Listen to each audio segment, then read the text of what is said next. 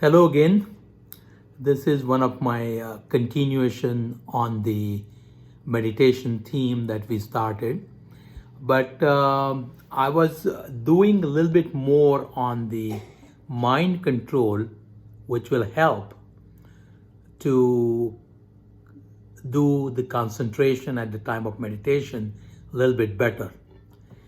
So we started with several limbs or several factors that can affect it, and I had enumerated them last time, but just to refresh it, they are called Yama, Niyama, do's and don'ts, asana, which is a posture or position, pranayam, which is a breathing techniques, everybody knows about it, or at least heard the word. Next one comes Pratyahar. The next comes Dharana. Dharana, Dhyan, and Samadhi is to hold on something for concentration, concentration on something, and finally achieve the perfect concentration are the last three. So we talked in the beginning, we talked about some of the aspects of Yama.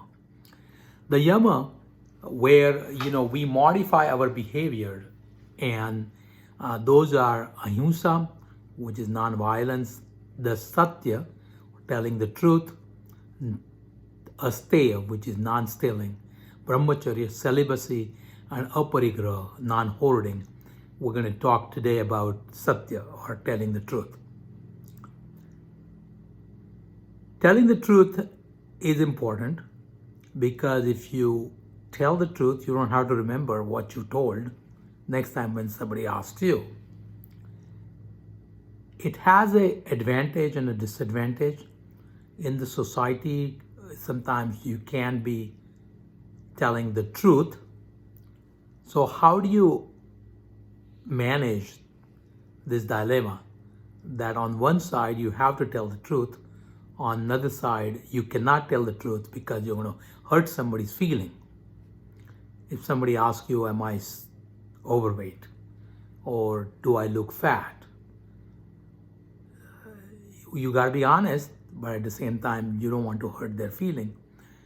The interpersonal relationship would be lost if we start telling the truth all the time. So how do you manage this? So there are certain rules that you can follow. In one of the scriptures, it says that I will tell the truth and I will say what is likable, which simply means that you're not going to squeal on somebody and you're not going to tell something which is going to hurt and has probably no value. So I'll take an example. For example, if somebody asks you, am I fat?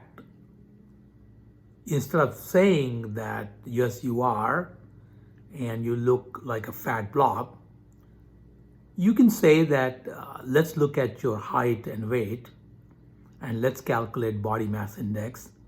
Or you can say that, let's calculate the percentage body fat, or let's calculate the hip to waist ratio. These are the three different parameters that are used in medicine. The BMI, the body mass index, the percentage body fat, and hip to waist ratio. And these are the predictor of coronary artery disease or atherosclerosis or metabolic syndrome or development of diabetes, etc. So we can always not say that you are or you are not, but we can say, why not we find out? Because not one alone is important. And when we tell the people that, obviously, you're not shrugging the responsibility of telling the truth, but you're guiding them to a point where you're showing them the number, which are reliable and non-arguable. Let's take a second example.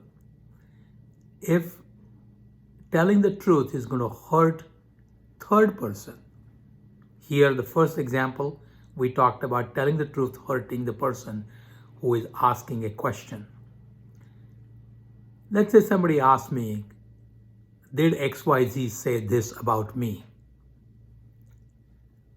And you know as a fact that XYZ did say something like that. By telling the truth, you're going to have problem with the interpersonal relationships.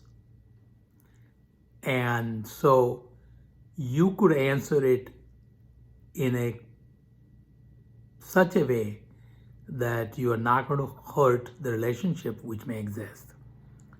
You could say, well, I have no idea. I don't remember. I was not there. I was not paying attention. Instead of saying, yeah, he was saying you're a crook. You understand what I'm saying? So telling a truth has a value. Telling a truth creates positive vibes, but telling a truth which is non-likable, which is going to hurt someone, which is going to hurt interpersonal relationship, has no value. So to tell the truth is very important, and that is a one fact about the yamas. The next one is called astay, which means non-stealing. We might say that I don't steal, or you don't steal, or nobody steals on an average. Steal, the only thieves steal, or the robbers steal. But in day-to-day life, we steal. We go to the office, we go to the hospitals, we go to the restaurants, we go to the schools. We take something that is not ours. We take something that is meant to be used for something, we take it and bring it home. Example could be as simple as taking a pen or a paper or something like that from a place of work, or taking something that you really don't need. Let's say there's a food and it is meant to be consumed right there. But then you ask for extra, you get extra, pack it up and take it home. You go to a place and take extra ketchups and throw it, or you take extra sauce and throw it or bring it home. I feel in a part of the way this is stealing.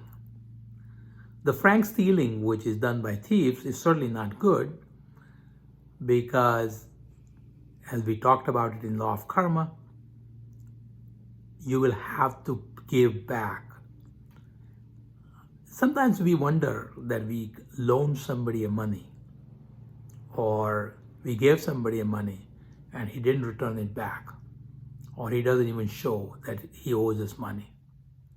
I think part of it is related to the lost lives, or he may be creating a new life, a new karma rather, in this life. But it is possible that you have taken something from somebody and you are just repaying it back in this life. So if somebody steals from you and you develop that attitude, then that's going to help you to avoid bad feelings, bad thoughts, which is again coming back to ahimsa or nonviolence. If somebody steals from you, you are going to have a feeling that you want to hurt him. You want to wish bad things on him or her. And if you take an attitude that maybe I had taken it from him without asking him in my last life, and this is just a repay back, or you develop an attitude saying, he did it this life, I'll get it back one day, one life, in the future, then you avoid having violent or bad thoughts. So the non-violence, telling the truth, and not stealing would develop your mind to be calm, and then it can concentrate much better. Otherwise, the thoughts are going to come, you're going to get attached to the secondary thoughts, tertiary thoughts, and the entire meditation is going to be spoiled. So these are the principles so far. We'll be talking about celibacy and non-hoarding in my next video. I hope you like it and subscribe. Thank you for watching.